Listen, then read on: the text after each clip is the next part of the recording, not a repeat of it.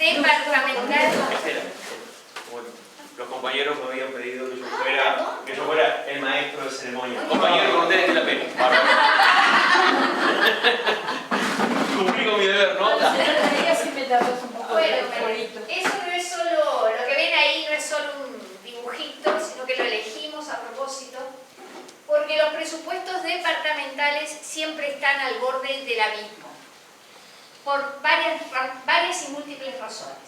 Primero, cuando se elabora un presupuesto, no se puede contar con que se tenga un ahorro previo, porque los presupuestos tienen que cerrar en cero, lo que entre tiene que salir necesariamente.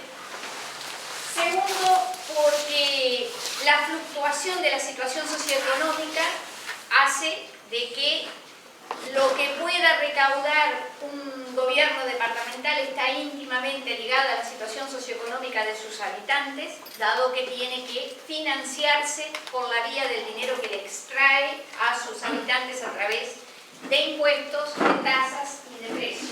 Entonces, es permanentemente una situación de equilibrio y de desequilibrio la realidad de los presupuestos departamentales. Por lo tanto, la palabra equilibrado es lo que siempre está jugando en el concepto de un armado de un presupuesto.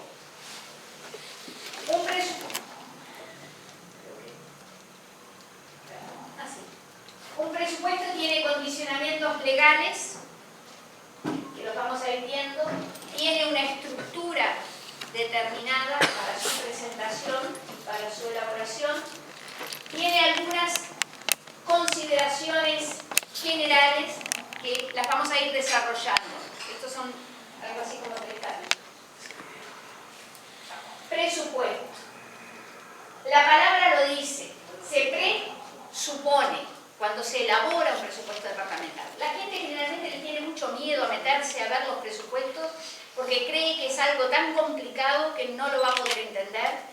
Y tuvimos muchos periodos de gobierno que de alguna manera le dieron ese mensaje a la población. Pero es algo muy sencillo. Yo siempre digo, si se sabe sumar, restar, dividir y multiplicar, se sabe mirar un presupuesto, porque no es algo tan complicado como se quiere traducir. Es una presuposición, por lo tanto implica que cuando se elabora sobre la base de lo que sospechamos podemos llegar a recaudar y de lo que sospechamos podemos llegar a realizar de obras, de gastos y de inversiones en el departamento.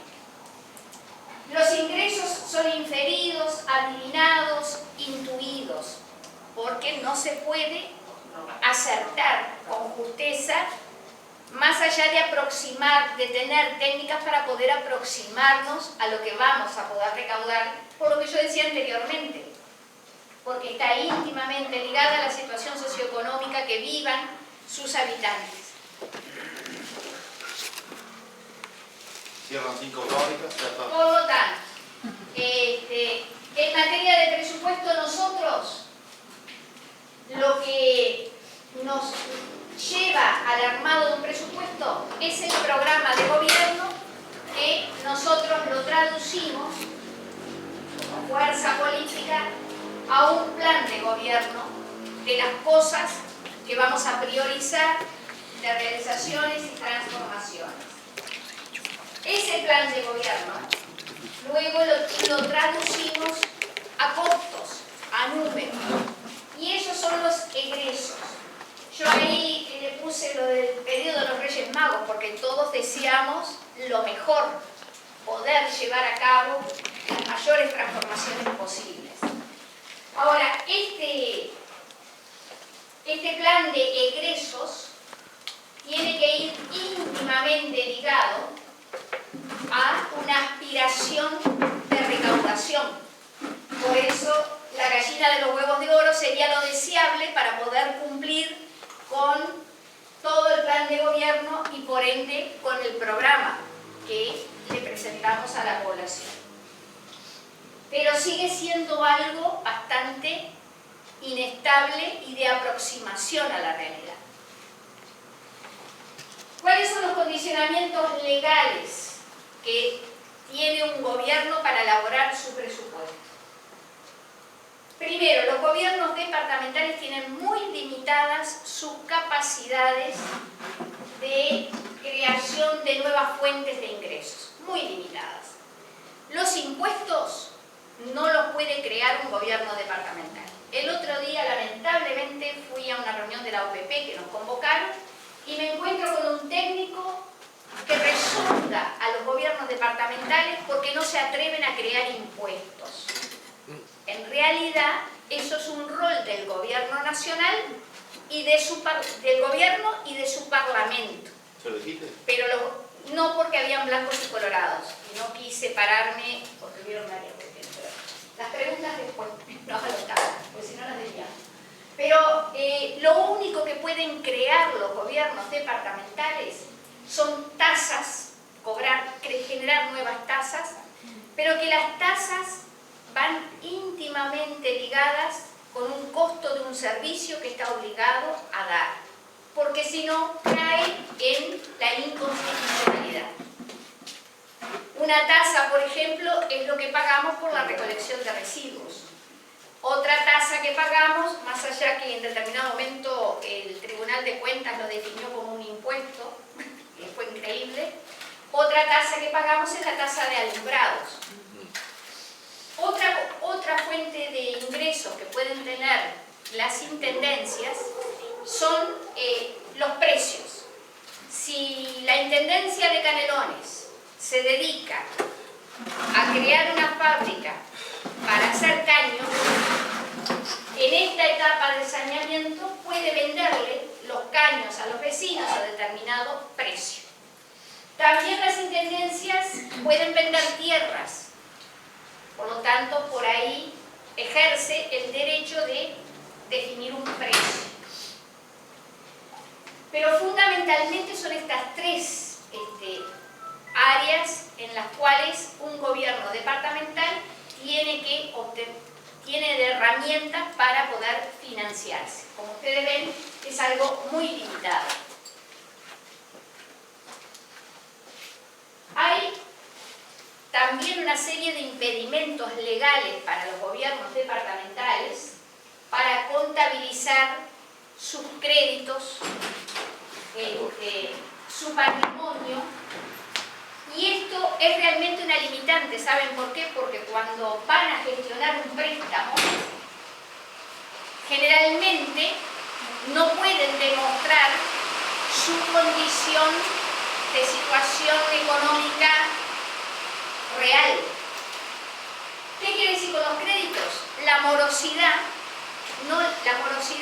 que es un crédito que tiene a su favor el gobierno departamental por el no pago de la contribución inmobiliaria o de la patente, en el presupuesto no se puede contabilizar como dinero, como posible dinero de ingreso para un gobierno departamental.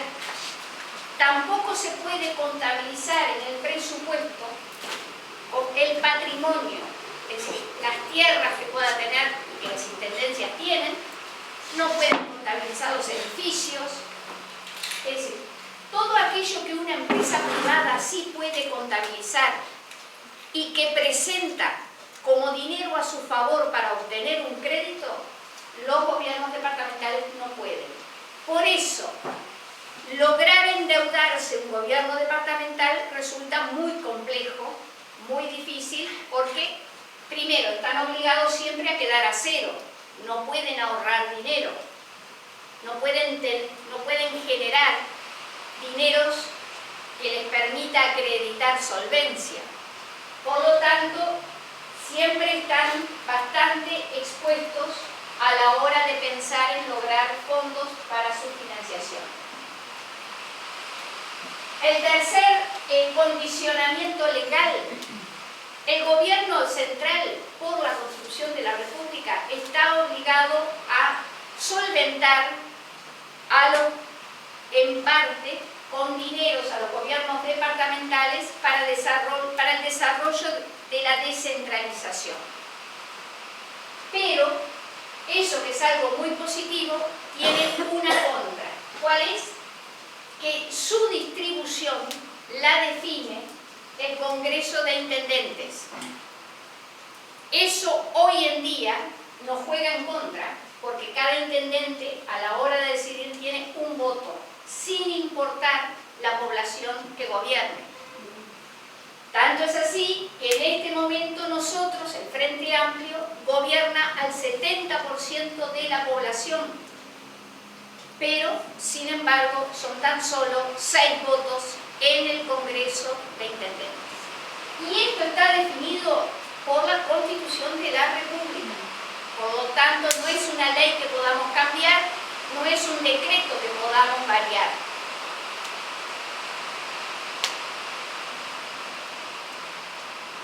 Si bien las competencias de los gobiernos departamentales están limitadas a la recolección de residuos, al mantenimiento y desarrollo vial, al alumbrado, en la práctica los gobiernos departamentales se han hecho cargo del conjunto de necesidades de la ciudadanía. Y esto es algo así como una carga para la cual no está preparado el gobierno departamental desde el punto de vista financiero y económico. Pero sin embargo, por ser el gobierno de cercanía, ha tenido que salir a dar respuestas. Y así tenemos el ejemplo de Montevideo haciéndose cargo de policlínicas.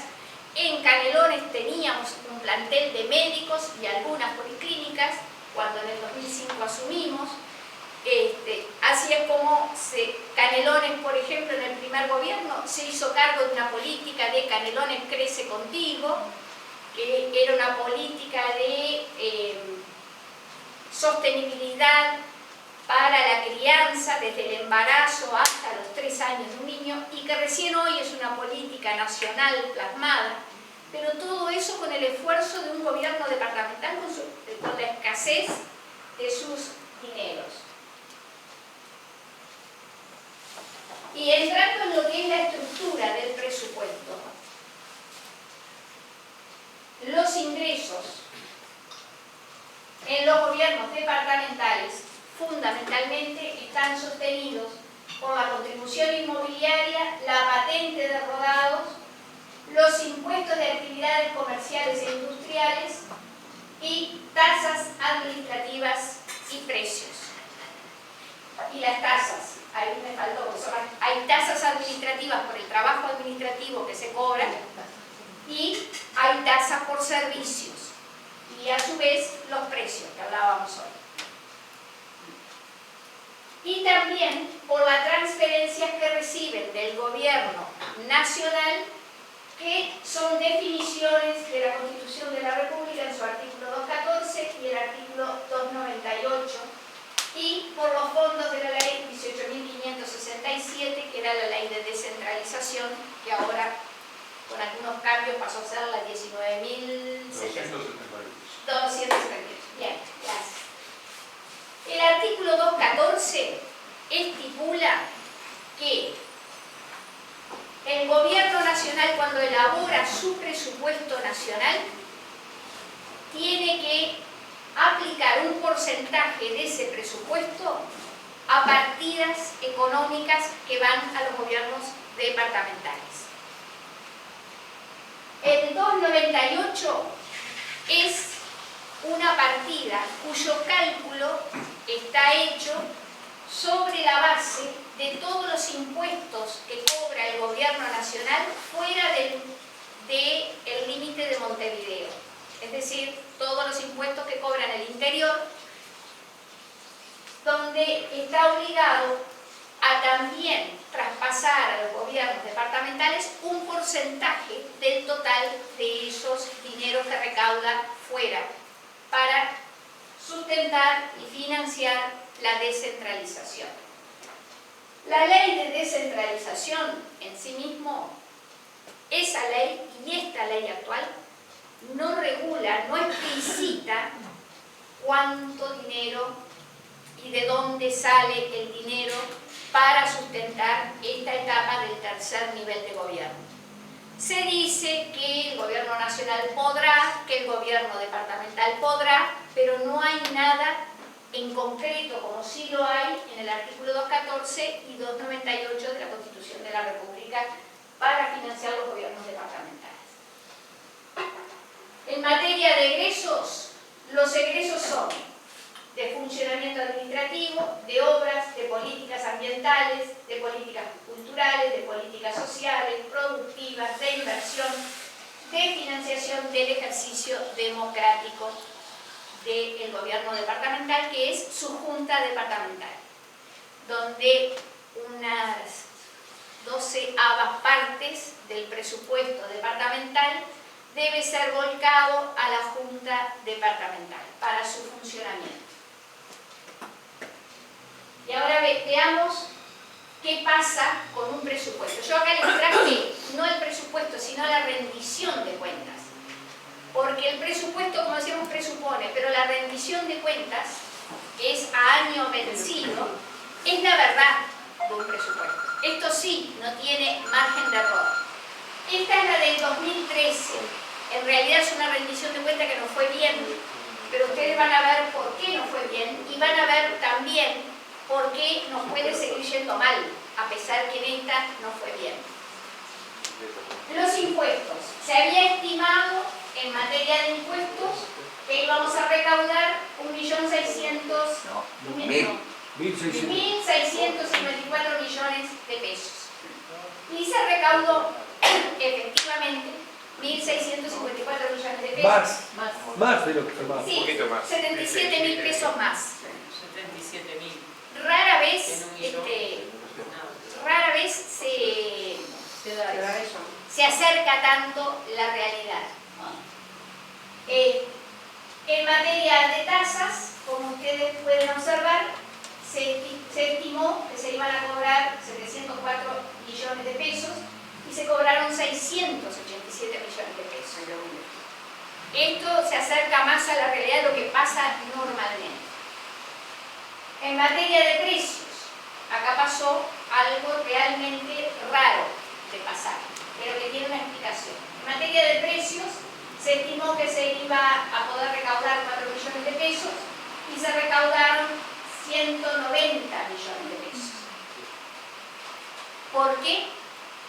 Porque en el 2013 el gobierno departamental le vendió a Antel unos terrenos para la instalación de un polo tecnológico de las comunicaciones en el departamento de Canelones.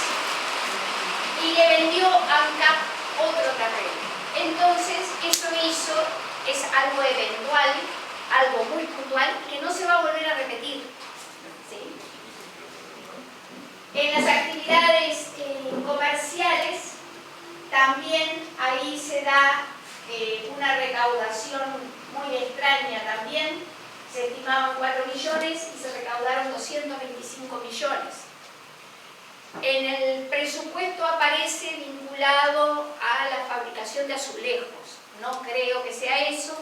Debe ser lo más probable que todo el tema caños, todo el tema, porque la Intendencia tiene cómo elaborar caños, tiene una máquina, tiene funcionarios y tiene moldes. Y lo más probable es que esté íntimamente relacionado al tema de nuestra obra de saneamiento, donde la Intendencia a las empresas le terminó vendiendo el material para esto. Y de ahí ese ingreso que también es puntual y que también es único, que es difícil de que se vuelva a repetir. Pero la diferencia en precios, ¿por qué dice 190? Sí, no, ahí hay una cuenta mal hecha. Ahí hay una cuenta mal hecha. En realidad, ahí debiera decir 186. Ahora, por ejemplo, también en los ingresos extraordinarios se estipulaba 4 millones de pesos, se recaudó 5, un poco mejor. Ahora, ¿cuál es el tema? El tema es que desde el punto de vista de los ingresos hubo 600 millones de pesos más, grosso modo, recaudados, y que si ustedes suman los 186 y los 221, se acerca a una parte bastante importante de la diferencia del aumento de esa recaudación.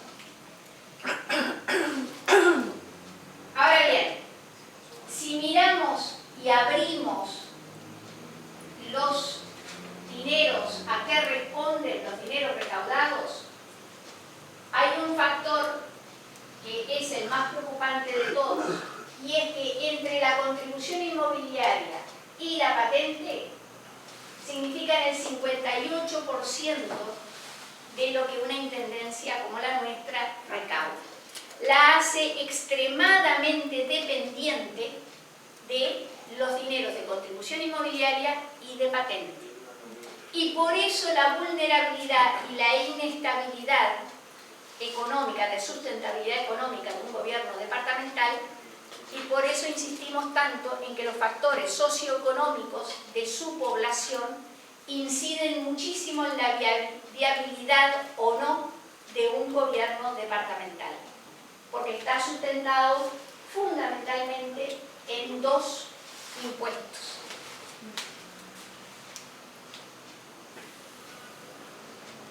El resto de los impuestos. ¿Cuál es la situación? Porque hay muchos otros impuestos que las intendencias pueden hacer uso. El impuesto 3%, el 3% de carne en gancho. Este es un impuesto que se le cobra a las carnicerías cuando el distribuidor le lleva la carne. El agente de retención es el distribuidor y es el que tiene que ir luego y pagarle a la intendencia. Este 3% carne en gancho es un impuesto que está muriendo, no hay una voluntad de que se siga cobrando, solo Canelones lo sigue cobrando y el presidente de la INAC considera que no se debe de cobrar. Por lo tanto, es un impuesto que está sumamente debilitado hoy en día. ¿Cuál es el origen de eso? El origen es simplemente un impuesto, no tiene un origen. Es el impuesto a la carne para financiar a los gobiernos departamentales. No es que tenga un origen de contralor bromatológico, es simplemente al peso de la carne que se vende, el 3%, y va a parar a financiar a un gobierno departamental. Es la búsqueda de instrumentos. ¿Es a nivel nacional? Es a nivel nacional, pero no lo está cobrando nadie más que Canelones. Esa es la realidad. El 1% de remate y venta de semamientos. Este es un lindo impuesto. Pero ¿saben lo que pasa? Montevideo no lo cobra.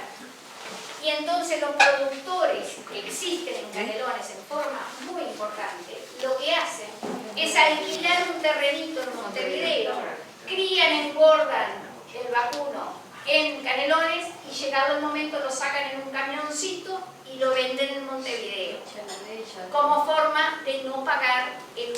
Hace mucho. Esto, por lo tanto, termina siendo un impuesto que pocas veces se puede cobrar.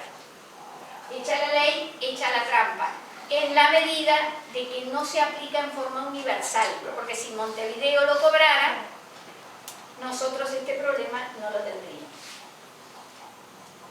El impuesto de extracción de materiales. Esto también para Canelones es un impuesto muy valioso, sumamente valioso, porque Canelones es el primer departamento del país en materia de extracción de riqueza de su suelo.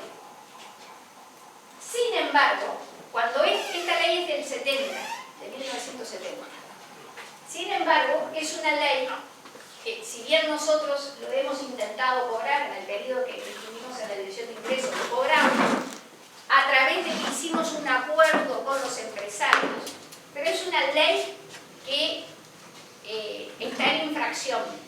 ¿Por qué? Porque cuando se crea esta ley, la ley explicita qué departamentos lo pueden cobrar. Y Canelones no está en esos departamentos.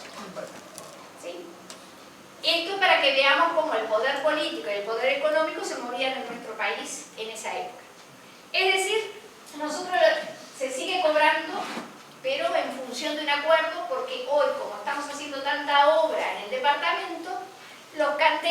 sirve de alguna manera tener buena relación con el gobierno. Y es sobre esa base que pudimos seguir cobrando algo de este impuesto. Pero en absoluta ilegalidad. Nos pueden hacer un juicio de inconstitucionalidad y tenemos que devolver toda la plata. ¿Sí? La tasa bromatológica. La tasa bromatológica también está en condiciones de absoluta ilegalidad. Nosotros elaboramos un nuevo proyecto que me decía el otro día Lorelai Rodríguez, que es lo que se va a transformar en ley ahora en el Parlamento. Lo tomaron como referencia para volver a aplicar una nueva tasa bromatológica. ¿Por qué estaba en ilegalidad? Porque tenía el fenómeno de la doble imposición. Uno no puede en este país ponerle más de un impuesto a cada cosa. Y por lo tanto, Montevideo, que es quien recepciona la mayor parte de la mercadería y que tiene la responsabilidad inspectiva sobre eso, porque la tasa es para inspeccionar la calidad, Montevideo la aplicaba. Al aplicarla nosotros, lindábamos con la doble imposición. Entonces, eso hay que hacer una nueva ley donde nosotros podamos cobrar si la parte inspectiva de la exposición de la mercadería en condiciones adecuadas. Es decir, el cuidado bromatológico dentro de nuestro departamento una vez que la mercadería entra, en materia de asegurarnos que no haya mercadería vencida, que esté en buenas condiciones la refrigeración, la exposición, etc. Y el mantenimiento de ese producto. Pero hoy por hoy, ese es otro ingreso que la Intendencia de Canelones no puede hacer uso de ello. Espectáculos públicos. Este impuesto es brutal, porque este impuesto sí da y da. Pero salió la DGI a disputarnos el impuesto. El principal impuesto de espectáculos públicos está en los bailes. Y por lo tanto salió la DGI a decir que eso no es un espectáculo público, porque uno no va como espectador, va como actor, porque va a bailar. Y por lo tanto ellos concluyeron y lograron un fallo a su favor de que lo que hay que grabar es el IVA a las entradas y no y no un impuesto a los espectáculos públicos.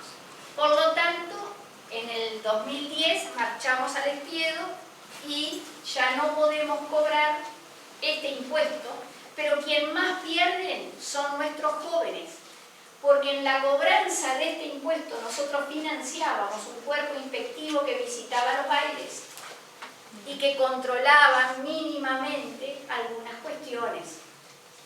Hoy no tenemos cómo financiar ese funcionamiento. Hemos perdido esta tasa, que era la que de alguna manera sostenía esa función. Cartelería. Este sí también es un muy buen impuesto, pero que cobrarlo no es cosa fácil. Cualquier cartel de más de 1 metro cuadrado de exposición de publicidad tiene que empezar a pagar este impuesto. Pero eso significa tener un relevamiento permanente y sostenido, gente en la calle, para poder asegurarse la cobranza de este impuesto. Por lo tanto, situación actual de los impuestos comerciales, normativa que data desde la década del 70 y el 90. La mayoría, como decíamos, juicios de inconstitucionalidad ganados por los contribuyentes en materia de bromatología. Miren, anécdota. Se jubiló el presidente de la Suprema Corte de Justicia. Maraboto. No. Maraboto. Maraboto, ¿no? Sí. En el 2005 estoy hablando. En el 2005. En el 2005, no estoy hablando ahora. Se jubiló y ¿saben a qué se dedicó? le golpeó la puerta a Coca-Cola, con Aprole, a Pilsen, y les dijo: yo los voy a liberar de la tasa de bromatología, tengo la clave. Y allá se presentó en Canelones y nos metió 30 juicios de inconstitucionalidad que los ganó. Y lo que es peor, la Intendencia tuvo que pagar 2 años de devolución de los impuestos que había cobrado. Y por año, la Intendencia cobraba unos 30 millones de pesos de estos impuestos. Entonces, fíjense ustedes que aparte de no poder seguirlo cobrando, la Intendencia quedó más endeudada todavía. Y el amigo Baraboto llenó sus arcas después de jubilado. Un grande. ¿Y pagó los impuestos de todo eso, no? Los cuestionamientos legales que yo les narraba del impuesto a la inversión, el 1% de ventas inocentes, los espectáculos públicos y la superposición de carga impositiva con el gobierno nacional en algunas cuestiones, el 3% carga engancho con la opinión negativa del presidente. Y el impuesto de cartelería que, junto con la extracción, el tener una debilidad inspectiva hace que no pueda ser un impuesto fuerte, recaudador. Los ingresos nacionales. El artículo 214, recibimos en el 2013 721 millones de pesos y por el artículo 298 189 millones de pesos y por otras disposiciones, desde el punto de vista de la descentralización, recibimos 158 millones. En total, el gobierno nacional le envió al gobierno departamental 1.000 millones de pesos. Pero la historia no termina acá. Las transferencias del gobierno central aportan un 27% al presupuesto nacional.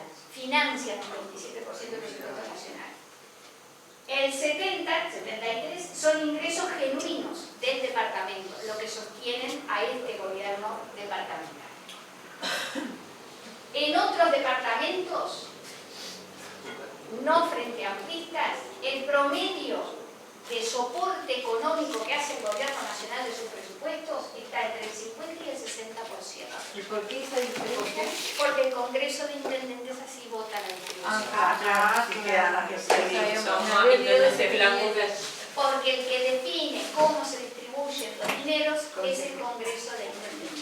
Y ahí está bien claro cómo hay gobiernos que se dan el lujo de no cobrar el alumbrado público. O tener boleto como tener... O tener boleto subsidiado. O tener las calles, los caminos rurales, como en San José, todos asfaltados. ¿Por qué? Porque les sobra la plata, porque les alcanza, porque su población es chica, porque si miramos San José tiene el 60% de su presupuesto sustentado por el gobierno nacional. Tiene 80.000 habitantes. Y 80.000 habitantes solo tiene Las Piedras, la ciudad de Las Piedras. Para que nos demos cuenta la estafa que significa. ¿Y esa relación se da también con las demás intendencias ambientales? Más o menos. Andan hasta un 30. Sí, sí. Ahora, los ingresos nacionales tienen un efecto boomerang. Tienen una trampa que nosotros los frente amplistas la seguimos usando. El gobierno frente amplista la sigue usando. Una trampa que armó, pergeñó el Partido Colorado, sobre todo el Partido Colorado, que fueron los que tuvieron más años gobernando. Fíjense, es una política de te doy para cobrarme, por aquello de que las intendencias siempre quedaban debiendo los pagos de luz, los pagos de agua, los pagos de correo, los pagos de ANCAP. Entonces, pergeñaron esto. El artículo 214. Un 3,33% del total del presupuesto nacional es el dinero que se manda supuestamente a los gobiernos departamentales. Sin embargo, antes de mandarlo, la ley estipula que hay que deducir las siguientes cuestiones. La cuota anual del Congreso de Intendentes, las partidas ejecutadas de la minería rural, las intendencias tienen que aportar un 20% de la obra. Por lo tanto, hay un 80% que lo financia este dinero, pero yo también me quedo con el 20%, me cobro el 20%, ¿se entiende? Sí, claro. Para que el Ministerio de Transporte y Obras Públicas después vaya y haga la obra de caminería rural. No solo me quedo con el 80%, sino que me quedo con el 20%. Los aportes patronales al DPS también me los quedo, los retiro de esta partida. Retiro el IRPF, el Fondo Nacional de Vivienda, que hay que aportar por los funcionarios. Y además, si las intendencias están atrasadas con su pago de UTE o SEANTEL, se afecta hasta un 11%. Me quedo con un 11% de lo que debe de estos dineros antes de mandarle la partida. Es decir, del chorizo que le dicen a un gobierno departamental que le van a dar, le dan el piolín. Cuando llega el piolín. ¿Se entiende? Este es el tema de te doy pero te saco. Te doy para cobrar. El artículo 298 tiene otra trampa, otro tipo de trampa, que también fue ideada por el gobierno colorado. No en vano tienen el oficio de gobernar 100 años. Pero que nosotros, calladitos la boca, lo seguimos usando. La Constitución estipula que hay un porcentaje que está definido, que es el 11%, sobre el monto de los dineros que se recaudan por impuestos por parte del gobierno nacional fuera de Montevideo. Ese bolsón de dinero tiene que ir a parar a las intendencias.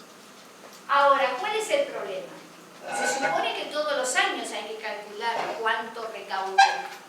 Sin embargo, hay un decreto que dejaron los colorados y que nosotros mantenemos, que dice que la base de cálculo es la recaudación de 1999, plena época de crisis, por lo tanto, baja recaudación. Entonces, ese 11% no es sobre lo que realmente se recauda, es sobre lo que se recaudó en el 99 y lo actualizan por IPC. Y ese es el dinero que le mandan a las intendencias. Entonces, acá hay un incumplimiento de la propia Constitución de la República. Porque los años de bonanza que tuvimos, del 2005 a la fecha, perdimos esa plata a las intendencias y los gobiernos departamentales. Porque el cálculo era sobre el periodo de crisis. Ahora, si se actualiza, todos sabemos que no vamos a estar en crisis, pero que vamos a la baja. Ya no vamos a estar en un periodo de bonanza para calcular qué dinero tienen que venir efectivamente a los gobiernos departamentales. Entonces, estas son de las cuestiones que a mí me parecía interesante volcarles el conocimiento de los compañeros, porque son de las pequeñas cosas que afectan a los gobiernos departamentales y sobre todo cuando estamos nosotros en el gobierno. Y hay otro problema. Ese dinero, ese 11% sobre el bolsón de 1999 de cálculo, el 66% de ese dinero se lo quedan los ministerios para hacer obras en los gobiernos departamentales. Solo el 33% de esa plata llega a los gobiernos departamentales efectivamente. Esto quiere decir que el Ministerio de Transporte y Obras Públicas, que el MIDES, que el Ministerio de Vivienda, hacen cosas en el departamento sin que el gobierno departamental tenga nada que ver en esto. Y lo hacen con dineros que por la Constitución de la República está establecido, son dineros para los gobiernos departamentales. Estas dos cosas en particular, la mesa política del Frente Amplio las discutió con Tabaré antes de la campaña, cuando Tabaré largó la campaña electoral. Tabaré se comprometió a que ese 66% iba a seguir siendo aplicado por los ministerios, pero con la obligación de discutirlo con los gobiernos departamentales. También se se comprometió a ver si era posible revisar la base de cálculo. Y con respecto al 2.14,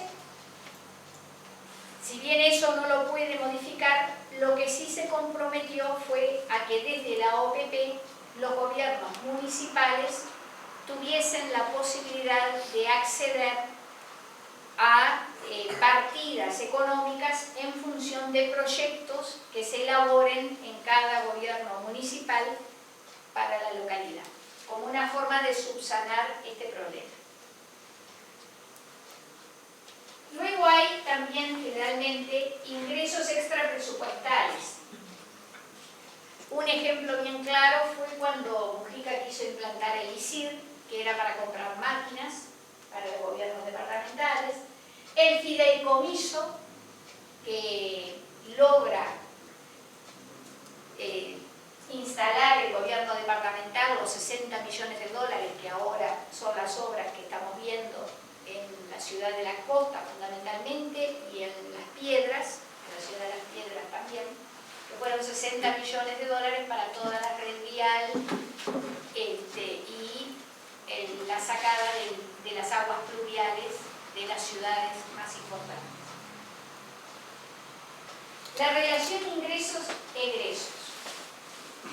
Fíjense que en esta relación, ahí lo que vemos es que se recaudaron 3.884 millones, disculpen los ceros, son tremendos, y se gastaron en el 2013 3.584. Es decir, quedaron 300 millones de pesos a favor, pero que si ustedes se acuerdan, aquellos ingresos extraordinarios de los que habíamos hablado de mi cabeza, son casi esos 300 millones de pesos que por suerte entraron. ¿Sí? Si no, estábamos en el filo nuevamente. ¿En qué se gasta? En el presupuesto del 2013 hay un 45% de los dineros que se gastan en sueldos, en retribuciones personales, en gastos y en gastos de funcionamiento un 29%, es decir, todo lo que hay que comprar de papelería, de luz, de agua, de combustible y algún que otro material. Inversiones en lo que se invirtió en obras por parte de la Intendencia con dineros de la Intendencia, no con los dineros del fideicomiso, se invirtieron 831 millones de pesos. Y en la Junta Departamental para el Funcionamiento Democrático 126. Entonces ustedes ahí ven una relación que también es crítica de un gobierno departamental, es rígido. Hay un 45% que es rígido, porque eso sí o sí hay que pagarlo mes a mes, año a año, y no hay forma de no hacerlo. Y un 29% más que también, solo con abrir, prender la luz, gastar un poco de agua, de teléfono, de nafta, también es un gasto sumamente rígido. Y al gobierno departamental, por lo tanto, le queda unos 800 millones de pesos, que no es nada si pensamos que este departamento tiene 68 localidades y que para que la gente piense que se está gobernando y haciendo algo hay que hacer 68 actividades simultáneas en el departamento, para que nadie diga que no se hace nada. ¿Me explico? Si eso se divide en 68, fíjense qué tipo de obrita o cosa se puede realmente hacer con esos dineros. En realidad se gastó de más 471 millones de pesos en este presupuesto en relación a lo que estaba estimado gastar, y 362 millones se fue en funcionamiento. Es decir, lo que se gastó de más en realidad fue a parar al rubro de echar a funcionar la máquina.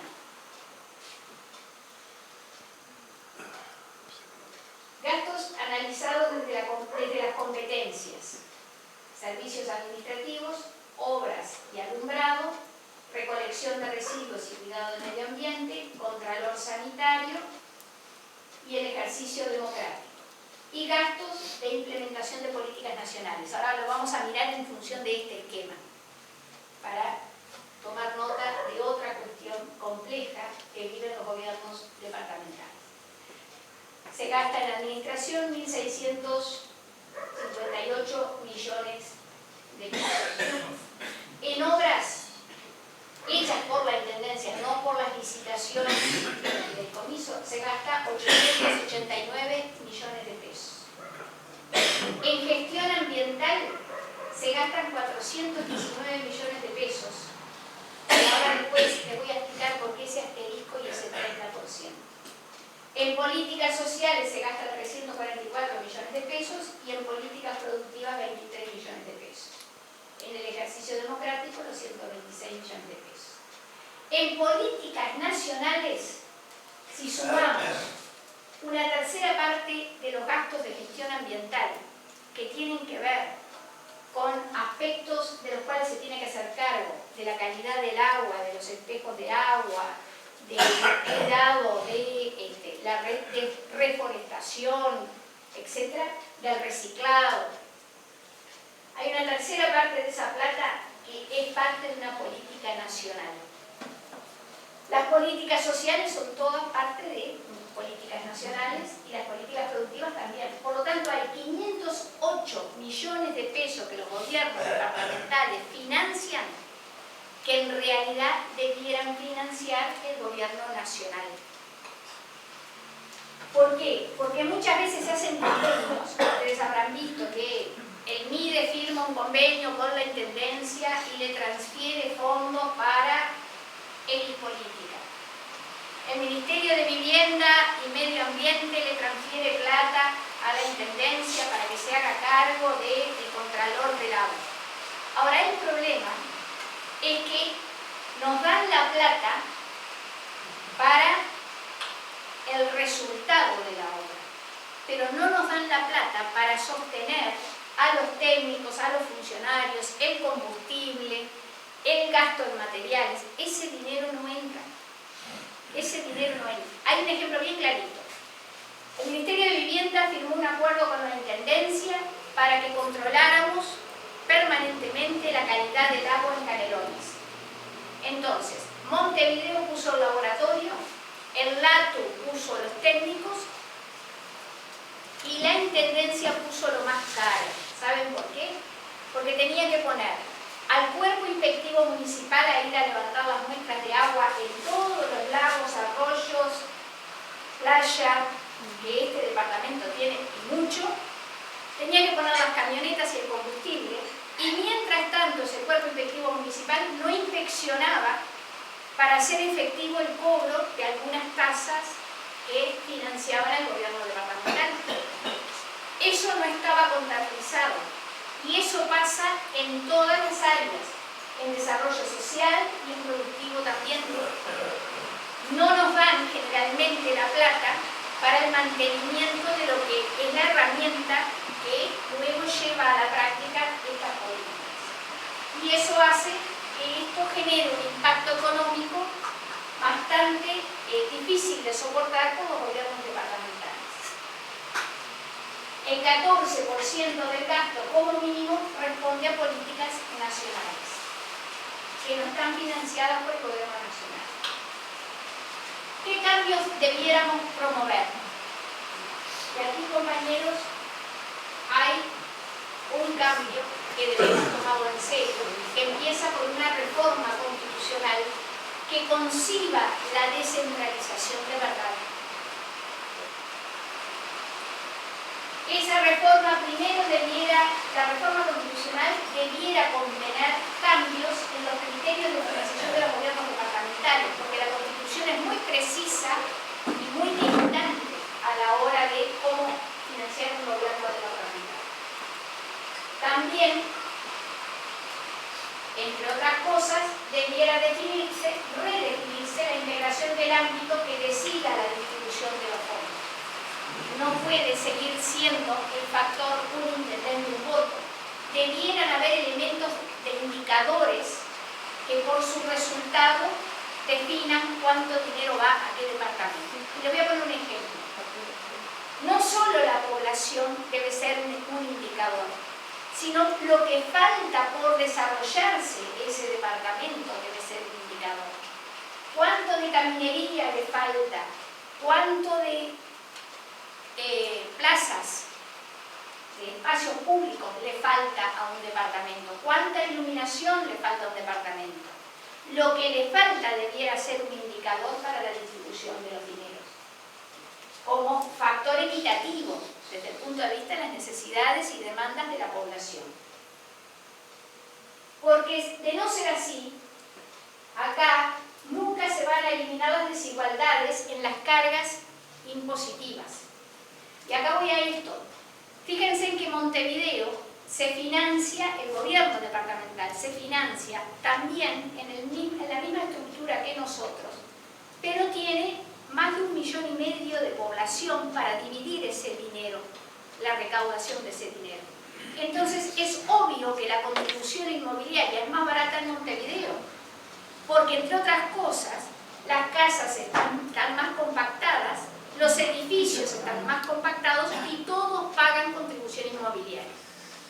En Canelones tenemos 68 poblados y tenemos, acá si miramos en la ciudad de la costa, por cuadra, ¿cuántas casas? ¿5 o 6? Por cuadra. Por lo tanto, el costo de un pedazo de calle, de una cuadra, se divide en torno a esos 5 o 6. Y ese es el costo que implica, por lo que yo decía que el sustento económico de los gobiernos departamentales, el 58% está en la patente y en la contribución inmobiliaria, obligan a los gobiernos departamentales a hacer el cálculo crudo y duro de las necesidades para poder hacer algo. Y ahí van los valores, y ahí se disparan los valores, y por lo tanto hace injusto, porque alguien que vive en Montevideo puede pagar impuestos más bajos y alguien que quiere vivir en el interior del país tiene que pagarlos más caros. Necesariamente tiene que pagarlos más caros. Y esto hay que cambiarlo de una vez por todas si queremos realmente ser equitativos y poblar al conjunto del país también. No solo llevando servicios, sino también resolviendo este tipo de problemas. A corto y mediano plazo hay algunas cosas que hay que corregir. El IVA sobre obras. Miren compañeros. La Intendencia se endeudó en 60 millones de dólares para hacer todas estas obras que estamos viendo. Pero tiene que pagar IVA como cualquier hijo de buen vecino. Y eso significa que pagó 12 millones de dólares de IVA. Fue flor de negocio para la DGI. Flor de negocio para la DGI. Sin embargo, cualquier inversor que viene con un plan de inversión de construcción de viviendas sociales queda exonerado del IVA. Ahora, una intendencia que está construyendo calles, que está canalizando el agua, que está generando el saneamiento, tiene que pagar IVA sobre todas esas obras. Eso es algo que se puede discutir, se puede resolver rápidamente. Tabaré a esto nos contestó que estaba dispuesto a verlo, pero no todas las obras. Se cubrió. Que él quería analizar qué tipo de obras podían exonerarse de IVA. Porque ¿saben de qué obra está exonerada de IVA la Intendencia? Cuando hace una oficina recaudadora. Ahí sí puede exonerar el IVA. Para recaudar, para cobrar, para administrar, sí. Para hacer una calle, una plaza, no. Entonces, esto es algo... ¿Eso de dónde viene? ¿Eh? ¿De la Constitución? No, esto es por ley. Esto es por ley. Pero la ley se puede modificar, el Estado ya está. Por eso puse ahí es la arriba, voluntad. es la voluntad política, por eso ahí arriba puse que a corto y mediano plazo hay cosas para hacer que ayudarían mucho a los gobiernos departamentales y sobre todo a Canelones. El problema es el Ministerio de Economía. Exacto. Ahora, fíjense en esto otro, esto para calentar más. Las intendencias pagan de aportes patronales un 16,7%. UTE, OCE, Antel y cualquier empresario privado pagan un 7%. ¿Por qué? No hay explicación. Eso le significa a la Intendencia 6 millones de dólares por año, aproximadamente. De más, que paga de más, que se lo podría ahorrar. De más que decir la diferencia. Claro, eso es lo que paga de más, por pagar un 16 y no un 7. La fórmula de cálculo que hablábamos hoy, de lo recaudado, tiene varias trampas. Primero, bueno, lo que decíamos, la base de cálculo 1999. Pero tiene el otro problema, que el 66% se lo quedan los ministerios. Pero hay otra trampa más, que yo no se las dije en su momento. Y es que nosotros tenemos muchas empresas en Canelones. Después de Montevideo somos el departamento, desde el punto de vista de desarrollo productivo, más grande. Pero por la cercanía con Montevideo, las empresas, por un factor de trámite, de facilitar trámites, lo que sea, llevan su estudio contable a Montevideo y pagan los impuestos en Montevideo.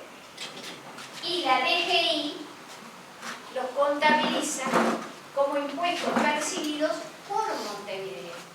Y por lo tanto no entran tampoco en la bolsa del cálculo para después repartir dinero. Y Canelones es el segundo departamento del aporte al Producto Bruto Interno de este país. Por lo tanto hay una segunda estafa, por decirlo de alguna manera, de los dineros que realmente debieran venir. Hay un cálculo aproximado que ronda en los 15 millones de dólares. Un cálculo que hizo el compañero Camacho, director de Hacienda, estimando, porque hay mucha dificultad en poder conseguir la información fidedigna. Pero tirándose abajo, calcula que anda en ese entorno el dinero que la Intendencia está perdiendo de recibo. Y por último, la financiación a las intendencias del aparato burocrático para sostener las políticas nacionales, lo que decíamos anteriormente. Y ahí hay un cálculo en función de esa cifra que les mostramos de 18 millones de dólares. Si ustedes ven esto, allá tenemos 18, 36, 46, 51 millones de dólares que hoy la Intendencia de Canelones se está perdiendo. Hubiese significado un fideicomiso y hubiese significado que no se tenía que endeudar hasta el 2030, como se endeudó, hipotecando un 8% de su recaudación, si estas pequeñas cosas de corto y mediano plazo fueran revisadas por el gobierno nacional. Entonces, por eso yo hoy decía que cuando escuchamos ayer, hace 2 días, a un técnico de la OPP, no hablé porque habían blancos y colorados adelante, pero realmente era para pararse y empezar a exigir por lo menos el cumplimiento de la Constitución de la República, para empezar a hablar de si hay que exigirle o no a los gobiernos departamentales que aprendan a autofinanciarse. Primera cosa. Pero la mentalidad de los técnicos también están jugando en contra en este proceso de análisis a fondo de esta problemática del gobierno departamental. ¿Cómo se elabora el presupuesto municipal? De acá ya vamos a ver. Y se elabora pasando a cifras los cometidos que la ley le otorga al gobierno municipal, pasando todo a números. ¿Y cuáles son esos cometidos? Colaborar en la realización y mantenimiento de obras públicas departamentales y nacionales. Como colabora, tiene que tener gente técnica que esté asesorando al gobierno municipal en el contralor de las ejecuciones de las obras. Somos el gobierno de cercanía y somos los que tenemos mayor posibilidad de ejercer ese contralor. Pero necesitamos apoyatura técnica. Esos son sueldos, Son números que se traducen luego en el presupuesto. Atender. Miren esto. Ahora somos responsables del mantenimiento de vialidad y tránsito, del mantenimiento de los espacios públicos, del mantenimiento del alumbrado, del mantenimiento de las pluviales, de necrópolis, si hay, del servicio de recolección y disposición de residuos. Yo hago una broma siempre y digo, evidentemente la necrópolis tiene algo que ver con la disposición de residuos, porque le pusieron todo juntito en la ley, como si fuera una sola cosa. La conservación de bienes con valor histórico y o artístico también es responsabilidad ahora, por las nuevas modificaciones, de los gobiernos municipales. Por lo tanto, ahí también hay plata que pensar. Elaborar programas de desarrollo local, que deben ser presentados en la audiencia pública y que tienen que ser de calidad de vida, de medidas preventivas de salud, de higiene, de medio ambiente, etc. Por lo tanto, todo eso significa también contar con dineros para eso.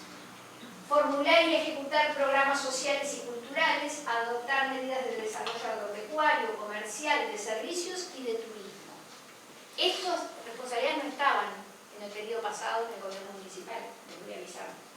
Emitir opinión preceptiva sobre proyectos de desarrollo local y regional, adoptar medidas en casos de emergencia, crear ámbitos de participación, rendir cuentas anuales, presentar anualmente ante la población en la audiencia pública informes sobre la gestión desarrollada en el marco de compromisos asumidos, etc. ¿Y esto qué tiene que ver con contabilizar?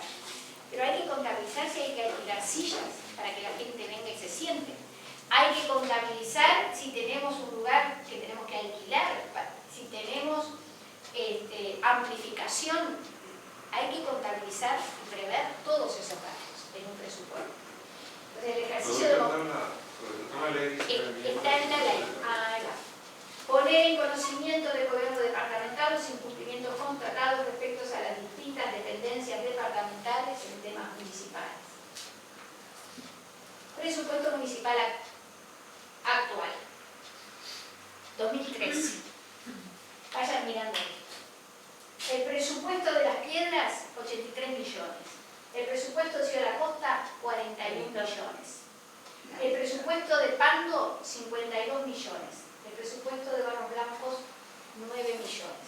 Eso tiene una explicación, pero se los quería presentar. Población. Nada más que la relación de población. Las Piedras, 71.000. La Ciudad de la Costa, 91.000. Pando, 25. Barros Blancos, 31.000. No tiene una lógica, ¿no? No. Salarios. Porque de esos dineros, esto es lo que se gasta en salarios. Este es el presupuesto que se le dio al gobierno municipal saliente. Salarios, fíjense que es casi lo que se come los dineros presupuestados. Es salario y algo de funcionamiento. Nada más. Ahora, Estela, ¿qué pasa en Pando con los salarios? Qué alto. pasa que tienen mucho más personal de lo que tenemos nosotros. Pasa que en la Ciudad de la Costa tenemos solamente 108 funcionarios. ¿Cuántos? Eso es todo, 108. Mientras que, como ustedes podrán ver, Las Piedras tiene muchísimo más. Pará, tenemos 108 funcionarios. Y ¿ganan Pando 37 tiene, millones de pesos? y Pando tiene mucho más. ¿108 funcionarios? ¿Qué? ¿Los 108 funcionarios llevan 37 millones de pesos? Sí, claro. Sí, porque ahí llevan los aportes al DPS también. Claro. Sí, sí. Y Eso es lo que se gasta para patronal, el salario mínimo en la Intendencia de Canelones, cuando nosotros asumimos en el 2005, era de 3.000 pesos. El salario mínimo hoy en la Intendencia es de 19.000 pesos. ¿Sí? El gobierno departamental ha hecho un esfuerzo muy grande por llevar a un nivel digno salarial a sus trabajadores, aunque se pueda pensar de que todavía falta mucho, ¿no? Pero ahí yo lo que les quería mostrar con esto es la realidad de Barros Blancos. Sí. Porque en Barros Blancos gasta tan poco en materia de presupuesto, porque porque ahí se implantó el centro cívico, el concepto de centro cívico. Acá no somos un centro cívico, acá somos un shopping, donde está el gobierno y hay una oficina de cada uno de las empresas públicas, ¿no? OCE, UTE, Antel, TGI, etc. Está todo ahí. Se le dice centro cívico porque está todo juntito.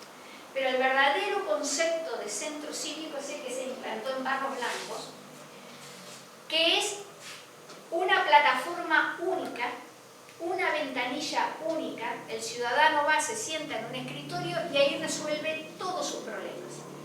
Resuelve los trámites que tenga que hacer con la Intendencia de Canelones. Resuelve el trámite que tenga que hacer con UTE, con el BPS, con la DG. Es el mismo funcionario el que a partir de esa plataforma lo atiende, genera el expediente, el trámite, lo que tenga que generar y lo envía luego a los organismos centrales de administración de esa temática. Eso le permitió a la Intendencia ahorrarse lo que ustedes ven ahí que se ahorró. La mayoría fueron funcionarios de la Intendencia los que concursaron, ganaron el concurso y quedaron atendiendo a la población en esas plataformas. Pero eso también significó que el local donde está, en Barros Blancos, que es un precioso local, ahí esté la Universidad de la República, esté Salud Pública, estén absolutamente todos los servicios juntos a la Intendencia. Y la Intendencia es como un supervisor de la llegada de todos esos servicios a la población, concentrados. Pero eso también significó que UTE paga la luz, que OCE paga el agua, que Antel paga el teléfono, que los gastos del aparato administrativo de la propia Intendencia sean solventados por los organismos públicos. Eso es un centro cívico. Por eso yo digo que esto que tenemos acá no es. Son oficinas montadas una al lado de otra. La política del centro cívico fue algo que se generó con éxito en el primer gobierno. Llevó mucha negociación, fue muy duro. La OPP se hace cargo de muchos de los salarios, de las diferencias salariales, porque como son funcionarios muy capacitados, hay que pagarles muy bien. Y por lo tanto, la OPP se hace cargo de la diferencia de lo que la Intendencia les pagaba, les paga un plus por el tipo de trabajo.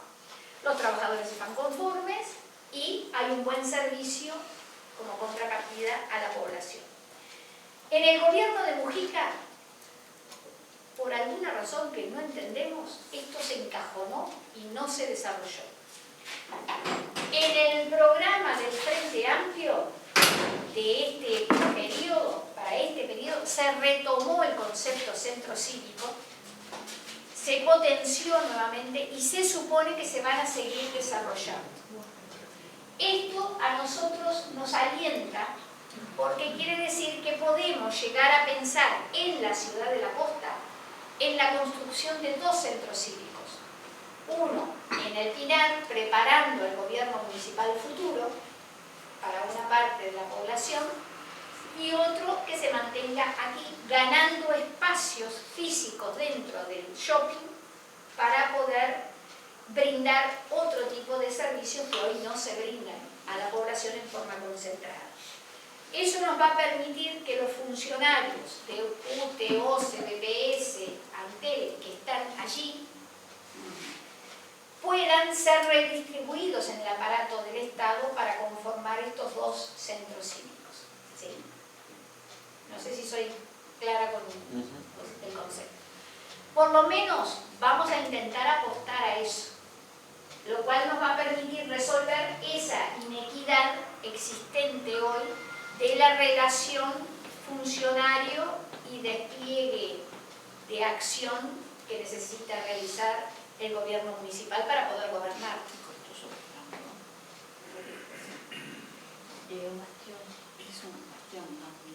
Y esto es parte de la rendición de cuentas del 2013 con respecto a la ciudad de la costa.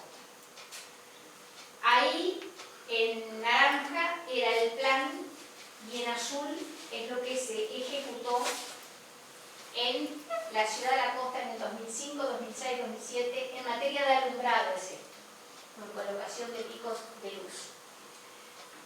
Como ustedes pueden ver, hay momentos en que se superó el plan y hay otros en el quinquenio en los cuales no, pero si los sumamos se compensan con el plan de los 5 años. Algún año se enlenteció, seguramente por falta de plata, y en otros se aceleró. Eso implicó una ejecución en el 2013 de 30 millones de pesos en materia de picos de luz en la ciudad de la costa. El otro día nos decían los funcionarios del Corralón, que son pocos, nos decían que ellos logran una colocación de 100 picos de luz por mes, que las fuerzas le dan para ese... ¿De la cancha de la costa o todo? Acá, en concreto, acá.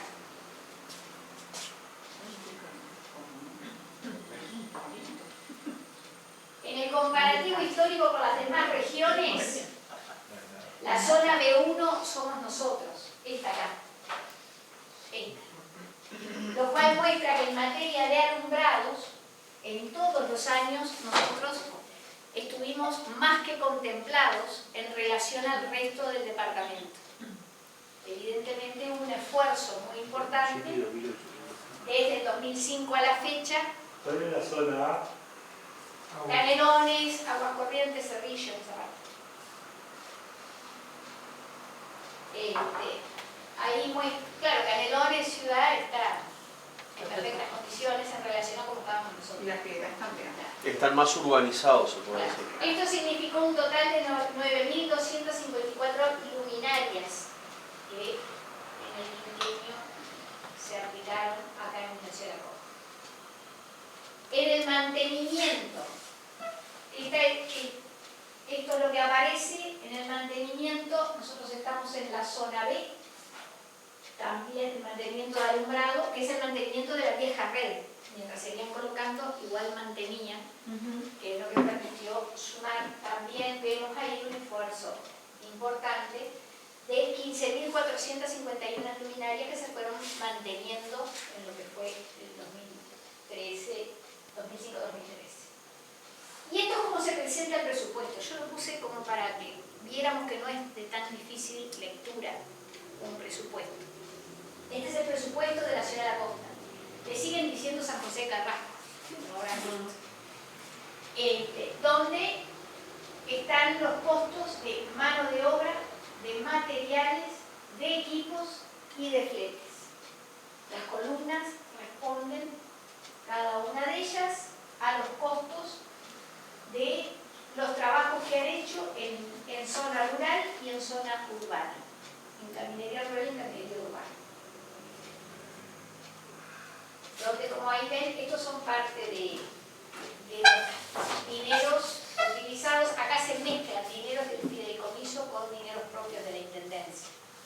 Hay algunos que se pagaron a empresas que no están acá, pero hay parte de esos dineros que sí financiaron parte de las obras que llevó adelante la intendencia. Y ahí tienen también esto para que vean lo sencillo que es cuando yo digo multiplicar, dividir, porque también en la rendición de cuentas nos dan el costo unitario, nos dan la cantidad, el costo total en dólares y cuánto sale por metro cúbico, por tonelada, por litros. Esto lo traje simplemente para que vieran lo sencillo que es leer un presupuesto y que no es tan complejo y cómo se arma. Espero no haberlos aburrido, pero lo que más nos importa es la parte política de comprender la situación en la cual se encuentran los gobiernos departamentales y por qué es imprescindible una reforma constitucional y cómo la reforma constitucional afecta directamente el bolsillo de cada vecino. Porque en esa injusticia de tener que bancar una estructura con dineros propios y no con una visión país, es parte de lo que tenemos que traducirle a nuestros vecinos de por qué importa una reforma constitucional. para que los peleemos dentro del Frente Amplio con nuestros propios compañeros cuando vengan a contarnos y a explicarnos cuestiones de la macroeconomía, microeconomía, etcétera, etcétera. Y mostrarles cómo hay cosas que hoy se pueden arreglar, se pueden subsanar y que afectan directamente la vida de cada uno de nuestros ciudadanos y la viabilidad de nuestros gobiernos. Y la viabilidad de nuestros gobiernos de cercanía, que son los gobiernos departamentales. A mí tu charla me dejó como un sentimiento amargo hacia el gobierno nacional. Yo no quiero tener ese sentimiento hacia el gobierno nacional. Es como que me dio un poco de escozor toda esta charla. Es parte de lo que todavía no hemos cambiado. ¿Cómo? Hay 51 millones de dólares que se pueden solucionar. Pero eso sí. Lo que pasa es que a uno le da escosor porque el gobierno nacional es frentista. Con nosotros lo No, votamos. pero no es un problema de malo o bueno. No, yo no estoy hablando de malo o No bueno. es un problema de malo o bueno. Es un problema de técnicos y que a veces los técnicos cuando tienen solventada la realidad macro no quieren complejizarla con la realidad política, de cercanía de la gente, de impacto político en la gente. Una pregunta, Silvia. ¿Esto que tú planteaste es válido para todos los gobiernos departamentales? En realidad, el impacto mayor lo tiene Canelones. ¿Por qué? Bueno, pero... Por la dimensión. no, está. Pero quiero decir, mi pregunta es, ¿todos los gobiernos departamentales les pasa algo por el estilo en mayor o menor grado? No. ¿Sí o no? No. Porque los gobiernos, a ver, por lo que yo mostraba, que la forma de la poca plata que igual llega para distribuir, se distribuye en función de un criterio que no respeta las realidades de las necesidades de cada departamento. Entonces, tú tenés 33, San José, La Valleja, y seguimos, que su presupuesto departamental está sustentado, la mitad de ese presupuesto está sustentado por el gobierno nacional. No tiene el Congreso de ¿El Intendentes. Congreso de Intendentes cuántos años tiene? Hay que revertir la correlación de fuerzas a nivel nacional. El Congreso de Intendentes está y existe desde la Constitución. Está y existe, está sustentado legalmente por la Constitución de la República. Sí. Esos son los años que tiene. Pero además, si logras revertir lo que dijiste, que en base a las necesidades, volver a hacer los cálculos de lo que falta por hacer, es otra. El problema de indicadores. Claro. Yo quiero hacer una pregunta. ¿Cómo es que se hacen las cuentas y se sabe qué le toca a cada municipio del presupuesto? En el periodo pasado, Según lo recaudado, por cada lugar, eso es lo que no me... en el periodo pasado, por ser la primera vez y por no tomarse mucho trabajo, y por un concepto de los técnicos que también en la UPP lo manejaron el otro día, los técnicos, yo no hablo de los políticos, hablo de los técnicos. En el primer gobierno se decidió que el gobierno nacional le iba a mandar 40.000 pesos a cada municipio por mes. 40.000 pesos. Eso es normal. ¿Pesos? El gobierno nacional está, perfecto. Pero el gobierno departamental, de lo que recauda, ¿verdad? ¿Cómo hace esa división para los diferentes municipios? Bueno, yo creo que de acá lo que queda demostrado es que en realidad nuestro gobierno departamental de lo que recauda lo distribuye según necesidades. Porque cuando mostrábamos que, por ejemplo, en relación a otras zonas,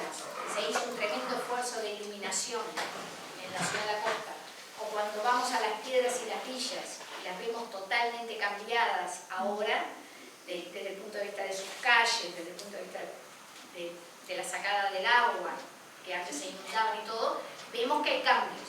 Entonces, la distribución desde el punto de vista del gobierno departamental es en función de necesidades. ¿Sí? Desde ese punto de vista se puede decir, bueno, hay una distribución bastante equitativa y no en función de lo que se recauda en cada lugar. Porque si fuera eso, nosotros, la ciudad de la costa, tendría ahí quizás gran parte de sus problemas resueltos y solventados. Pero creo que el gobierno departamental actúa de otra manera, actuando con otra visión. Ahora, lo que yo decía con respecto a la visión de los técnicos en esta última charla que fuimos, el técnico dijo bien claro, la descentralización de la descentralización. Y acá los gobiernos departamentales tienen que descentralizarse. Pero cuando dice descentralización de la descentralización, le está adjudicando a los gobiernos departamentales la responsabilidad de financiar la descentralización. Y eso no es correcto. Porque la descentralización es una herramienta que nosotros, como Frente Amplio, decidimos que es la herramienta de gobernanza de todo el país. Por lo tanto, es una visión nacional. Ahora, el problema que son definiciones políticas compartidas por nuestros compañeros en el gobierno, pero que luego quienes la llevan a la práctica son los técnicos que la redefinen en la mitad. Por eso es que yo no estoy de acuerdo con la visión que te quedaste, capaz que yo me expresé mal. Son los técnicos que te la redefinen. El aparato burocrático del Estado que dirigís te la redefine en un segundo. Y por eso, a la hora de mirar los dineros, hay decretos que no los mueven, no sugieren que se tengan que mover. ¿Me explico? Te quería preguntar la descentralización de la descentralización. ¿Cuál es la opción para financiar eso? La descentralización tiene que ser una financiación nacional. ¿Por qué? Esta obra, la obra de saneamiento es nacional, no es departamental.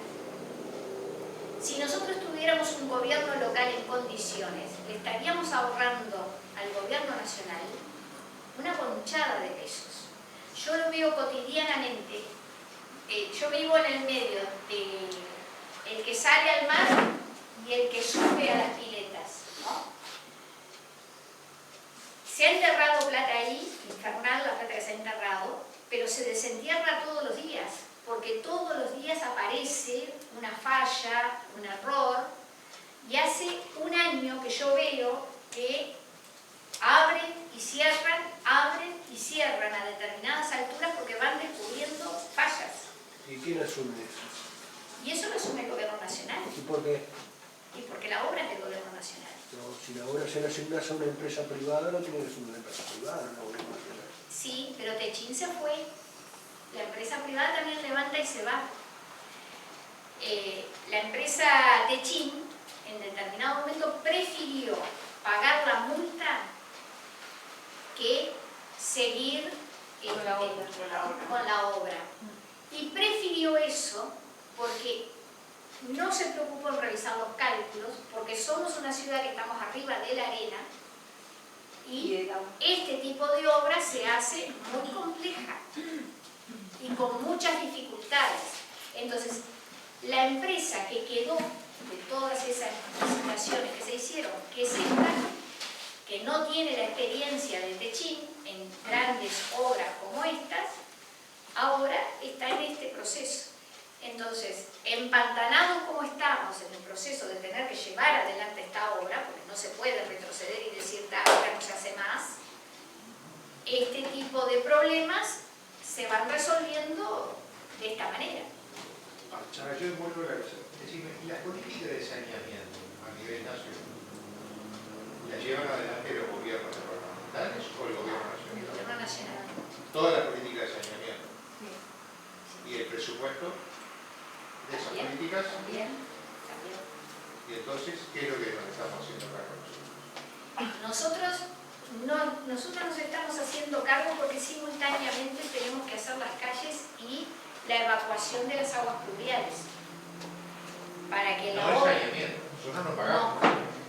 Nosotros lo vamos a pagar. Lo que pasa es que se está haciendo 3 cosas en una.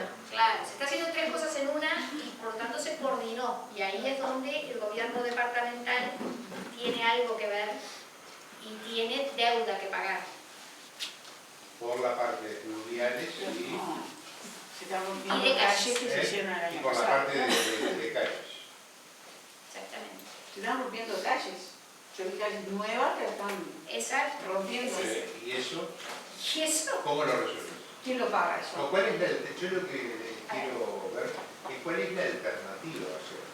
¿Cuál es la alternativa? ¿Tú La qué planteas como alternativa al es que los gobiernos, al existir un gobierno municipal, si realmente se le permite la acción al gobierno local, tendría mejores condiciones para controlar algunos desperdicios que se dan generalmente en procesos de obra, que es la incapacidad que tiene el Estado generalmente, en eso está corto siempre, en la incapacidad inspectiva de contralor.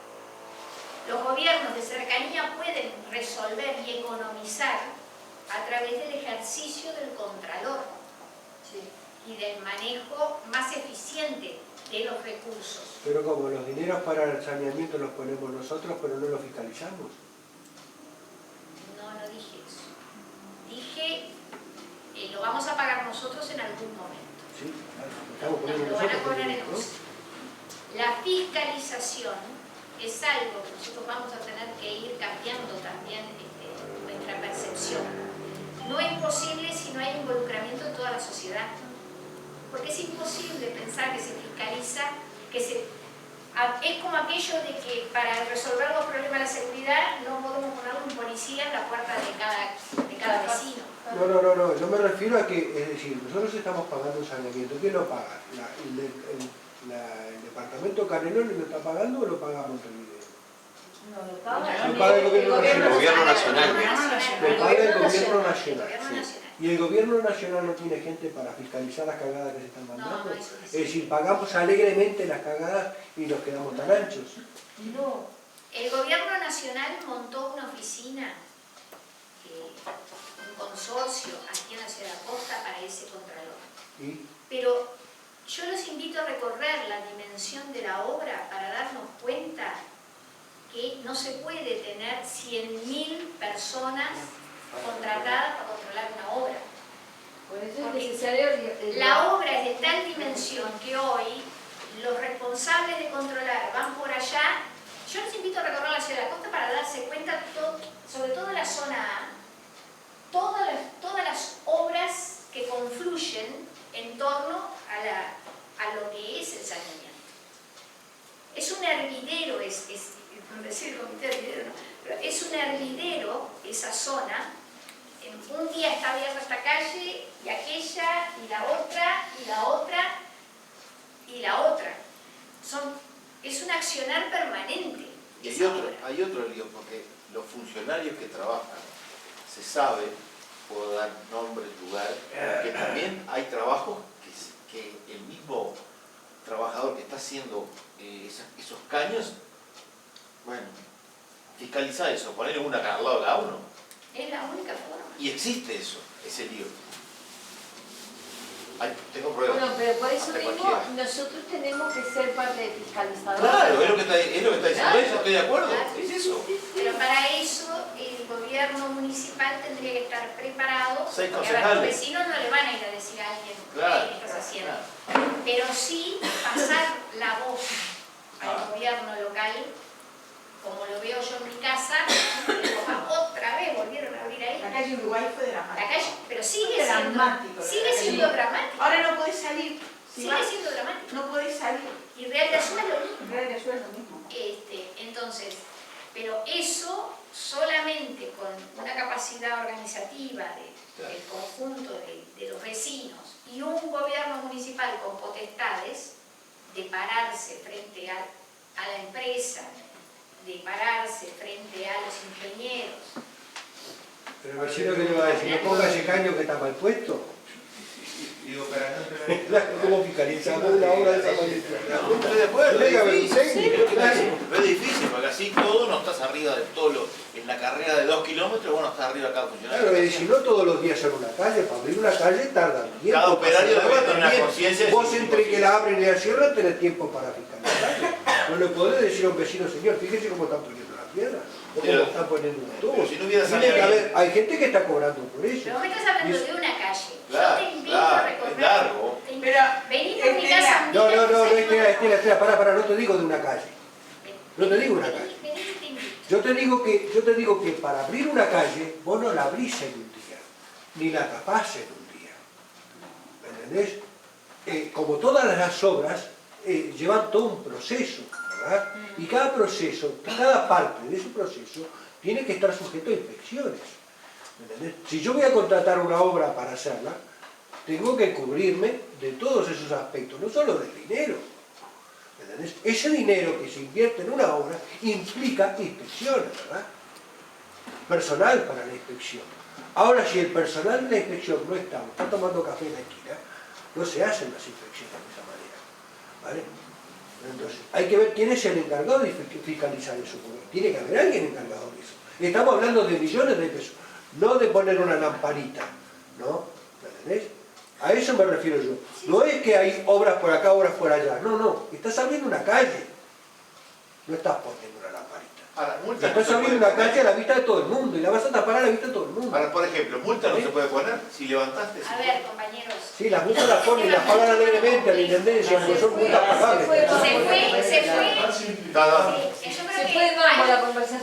No, no pretendíamos hacer eso, por favor. No que decir Buen abrir tono. una calle, poner una multa. Es mucho más complejo. Porque por algo se fue de Chim, pagó la multa, prefirió Ni que pagarla. hablar, yo no estoy gobernando, Prefirió puedo decir cualquier pagarla. disparate. Compañeros, prefirió pagarla. Sí, está claro. Y acá, quizás lo que nos está faltando a todos es prepararnos para gobernar. Porque cuando nosotros llegamos como Frente Amplio, y en parte el objetivo de esto era eso, empezar a meternos a entender los distintos problemas que hay que resolver y que tenemos que generar la discusión para seguir resolviendo y no empantanarnos en el proceso de cambios. Pero para eso tenemos que entrar a conocer el monstruo por dentro y no mirarlo como lo mirábamos antes desde afuera y consignábamos cosas. Hay que mirar y empezar a interiorizarnos de las cuestiones que existen en el aparato burocrático, en el aparato legal, en el andamiaje legal y en la cotidianeidad del desarrollo de un trabajo de administración.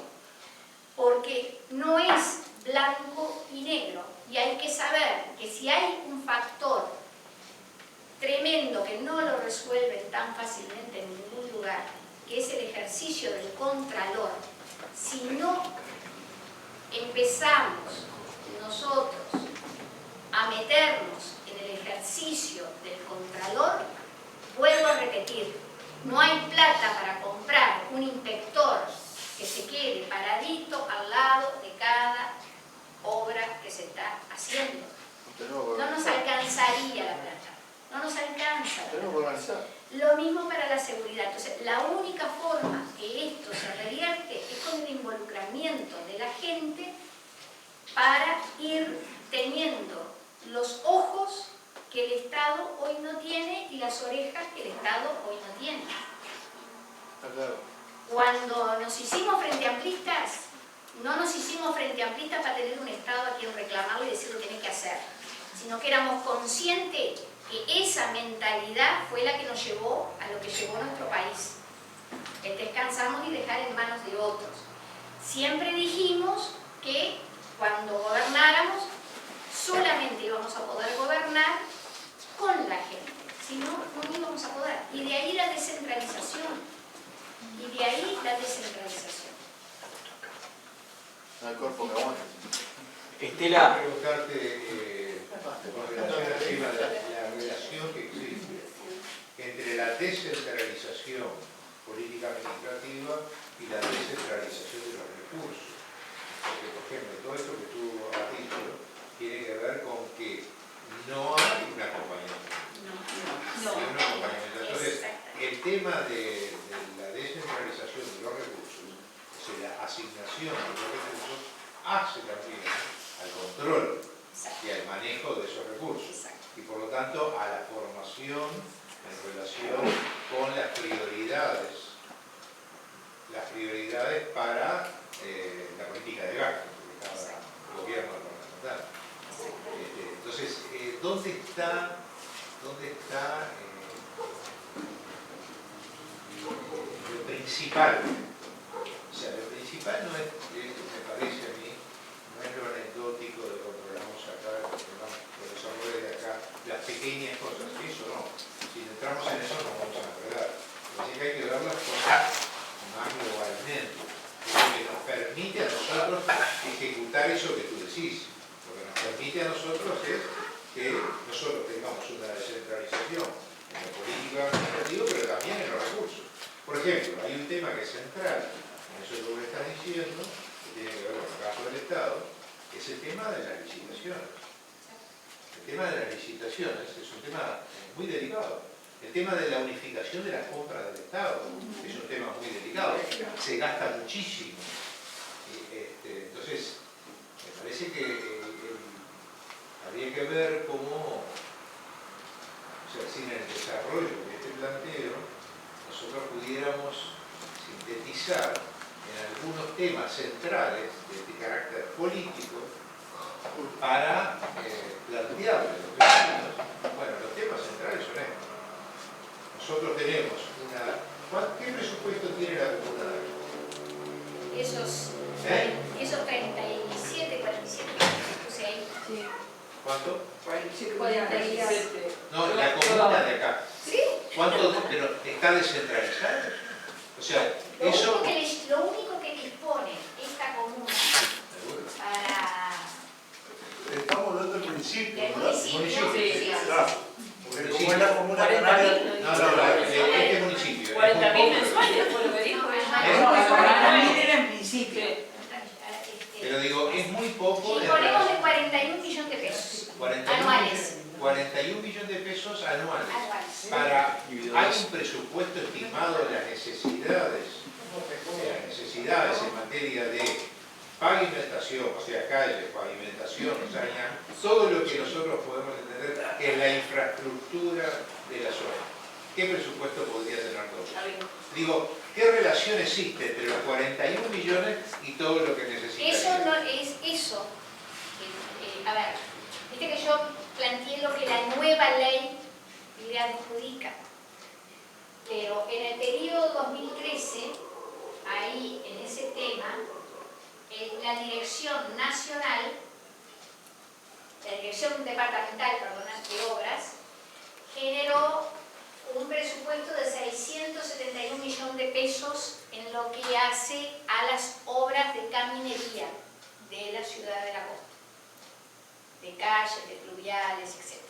En un año, no en el quinquenio, eso generalmente se distribuye en 5 años. Eso es lo que dispusieron en el 2013. Por lo tanto, es de suponerse que ahora, en este nuevo presupuesto que se empieza a elaborar a partir del 9, recién, hay que trabajar sobre lo que resta hacer en la ciudad de la costa. Podemos decir, porque lo vemos concretamente, que hay una gran parte de la ciudad de la costa que se trabajó el tema calles. Incluso en las zonas de no saneamiento, como el Pinar, donde hoy recorremos parte del Pinar y está precioso. Se han hecho las calles, a pesar de que ahí todavía no va a haber una obra de saneamiento prevista, ¿no? Pero eso es algo de lo que hay que trabajar ahora, de que se abre estos 6 meses de trabajo. Y será parte del trabajo que nosotros vamos a tener que hacer con los vecinos. Nosotros vamos a abrir 3 comisiones a funcionar en el municipio, una de infraestructura, otra de temas sociales y otra de gestión. Y ahí pretendemos que todas las comisiones sociales que existen en la Ciudad de la Costa envíen un representante con los planteos de su zona, de su barrio, de su esquina, y ahí empecemos a discutir lentamente el presupuesto. Luego iremos a cabildos.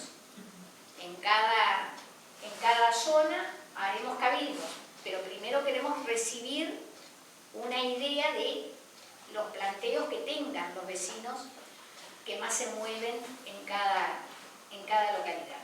Y a partir de ahí elaborar el presupuesto. Ahora, nosotros podemos tener el presupuesto, así que elaborarlo de esa forma. Ahora después, los recursos. Y bueno, después el gobierno departamental dirá de qué dispone y de qué no dispone. No, lo que te quiero decir es que el tema de la participación, que tiene que ver mucho con el desarrollo democrático, es esencial para el desarrollo democrático. Si los vecinos se reúnen y dicen, bueno, para nosotros las prioridades son esta.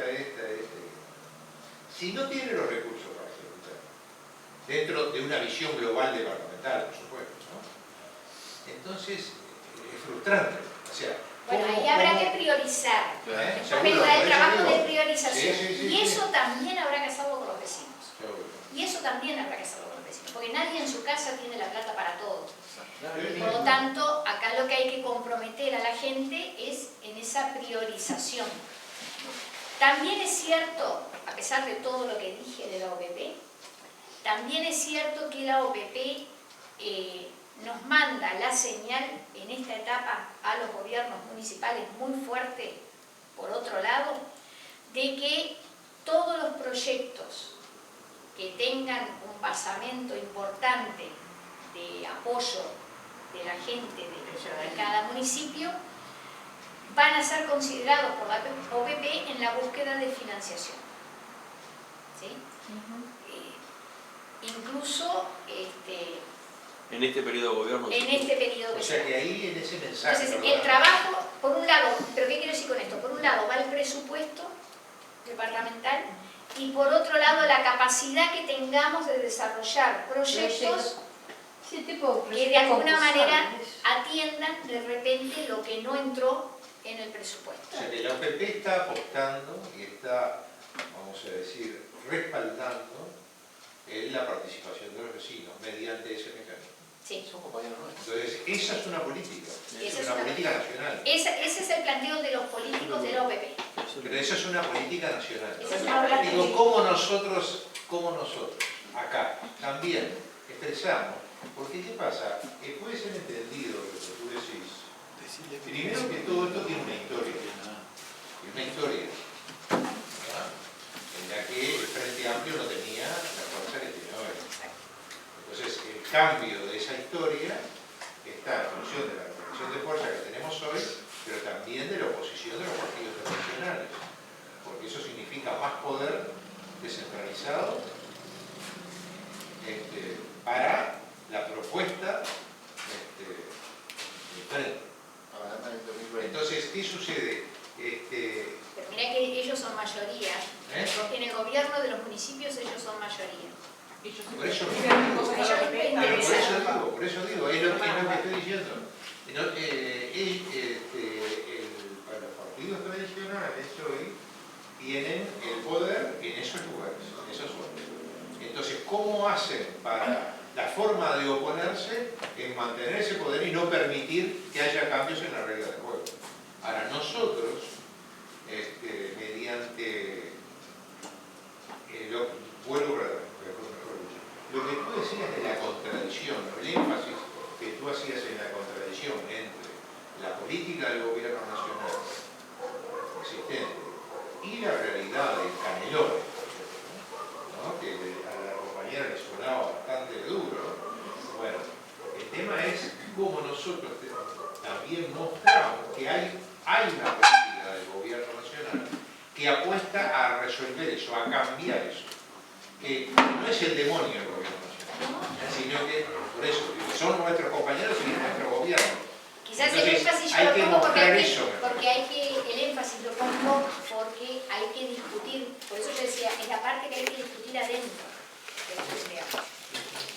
Y hay que discutirlo para lograr que si acá vamos camino a una reforma constitucional o a cambios, estén pegando en el clavo y no fuera del clavo. Porque estos temas que yo planteé de los dineros que hoy de alguna manera no llegan, afectan fundamentalmente al departamento de Canelones. Fundamentalmente. Porque en el tema BPS, quien más funcionarios tiene del resto de las intendencias es Canelones, comparativamente. Quien más, en el tema del IVA, en materia de obras, quien más obras tiene, está obligado a desarrollar por su estructura departamental es el departamento de Canelones. Entonces, en aquella mirada de definición política del Frente Amplio, de Tabaré Vázquez, de gobierno para todos por igual, puede gobernar a todos por igual, atacando estos temas, y no gobernando a todos por igual, beneficiando a Canelones. Esa es la puerta que no está abierta, y por eso yo pongo el énfasis que pongo, porque esa es la puerta que todavía no se termina de derrumbar. Y fue parte de lo que la mesa política discutió con Tabaré. Y Tabaré aceptó algunas, y otras fue más reticente con respecto a cómo encontrar caminos de no hipotecar al gobierno departamental de Canelones, porque no se puede, porque el gobierno departamental de Canelones no se puede volver a endeudar para seguir haciendo obras. Y estas obras que hizo las tiene que pagar hasta el 2030, ¿no? ¿Y no vamos a hacer nada hasta el 2030? ¿Desde cuándo se arrastra esta situación del departamento de Canelones? Desde que se recibió el departamento de Canelones con $100 millones de deuda. Pero antes en la repartija de lo que adjudica el gobierno nacional a los departamentos. Esta fórmula es del gobierno colorado, ya la teníamos. Pero entonces, ¿qué quiere decir? ¿Que el gobierno colorado estaba perjudicando al gobierno de Canelones? Claro. Claro que me lo decía, los votos no están acá. ¿Cuál era el Eso no es político? Porque el gobierno, Pero el lío que tenían entre ellos, era colorado. pero el lío que tenían entre ellos. Por eso, ¿Ustedes no se acuerdan? Cuando nosotros entramos en el 2005, rascando, se encontró un poco de plata que tenía retenido el gobierno nacional, que no se lo quería dar a Hackenberg. Y gracias a que se encontró que quedaba ese poquito de plata, se tuvo algo de plata para el primer ahora, antes de Hackenberg, porque yo lo que me pregunto es, Tuvo Hackenberg. siempre, bueno, porque Antes estuvo Andújar, en las elecciones nacionales Sí. ganamos Montevideo y Canelones y gana el país. Un partido que gana. Sí. Bueno, ¿por qué esa contradicción? Eso es lo que me pregunto. ¿Por qué la Porque contradicción? siempre un con gobierno Canelones? Porque- perjudicó a un departamento que correspondía a su jurisdicción. Porque ya no, No, eran ellos. porque la fuga era de tal dimensión que lo que hacían muchas veces era retenerle la plata y se la daban a último momento para que hiciera, ya cuando estaba arriba de la campaña. Pero el agujero se lo iban agrandando. Pero, ¿y qué pasó con la tasa de alumbrado? Que le debía un montón de plata que la pagábamos con la contribución a la UTE, Claro. y la UTE dijo, no va más, y dijo, más, la estamos pagando con la cuenta de luz, ni siquiera la estamos pagando todavía en el... La política que tenían ellos era esa, era no te doy durante 4 años porque sé que lo vas a dilapidar y te lo doy el último año porque sé que querés volver a ganar. Entonces, Y yo también quiero ganar. ahí tenían coincidencia, pero mientras tanto te hago el agujero. Te lo hago yo, gobierno nacional, que no te lo doy, y te lo hago yo, intendencia, que no te pago UTE, OCE, Antel, ANCAP y Antemais. Y además Y de esa época que hay un montón de Resolvían funcionarios sus problemas así.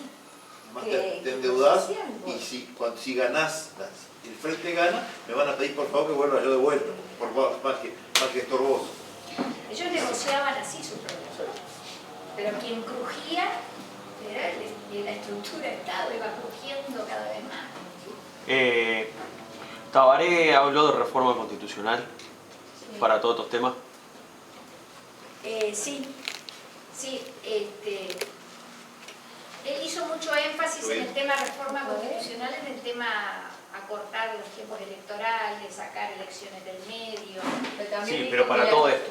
Para la reforma que había que hacerla global, para todo. Porque no vas a hacer una reforma constitucional Cuando se abre la puerta. Todavía no. El FAR recién, a ver, el FAR recién está empezando a discutir en serio el tema de la reforma constitucional. Recién. que antes no pudo. Sí. Estaba en otras cosas, digo. El Los segundo primeros 5 años saliendo. El segundo gobierno se podría haber Se podría haber hecho. Se podría haber empezado. Porque el Frente Amplio no tiene los tiempos de gobierno. El Frente Amplio podría haber empezado a elaborar. A ver, el gobierno haciendo lo suyo. El Frente Amplio podría haber trabajado. Sí. No hubo voluntad política. Recién ahora, porque ya es escandaloso no hacerlo.